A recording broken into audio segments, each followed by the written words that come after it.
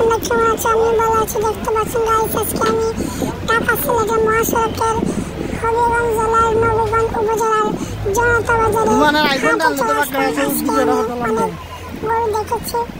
তো তোমাদেরকে দেখাই।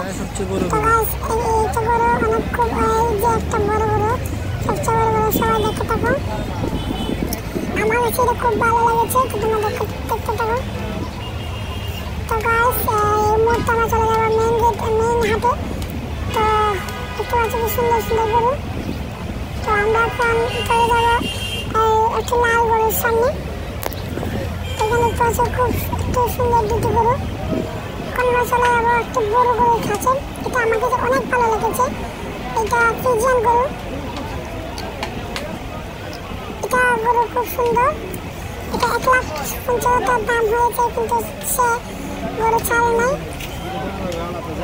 তোমরা দেখো, এই যে তোমার আমরা এটা বলে বলদ গরু, দেখতে পাচ্ছ। এই যে ফ্রিজিয়ান গরু, এখানে দামা রয়েছে বলদ, কালো কালো বড় বড়। এখন আমরা যাবো ছোট্ট গরু, একটু ছোট্ট করে দেয়। এই যে ছোট্ট গরু, খুব সুন্দর গরু। একটু তোমরা এই যে দামা গরুর কাছে আমরা গেলাম। এখন একটু কালা গরু আসবে। এই যে কালা গরু, খুব সুন্দর একটু গরু, তোমরা দেখতে পাচ্ছ।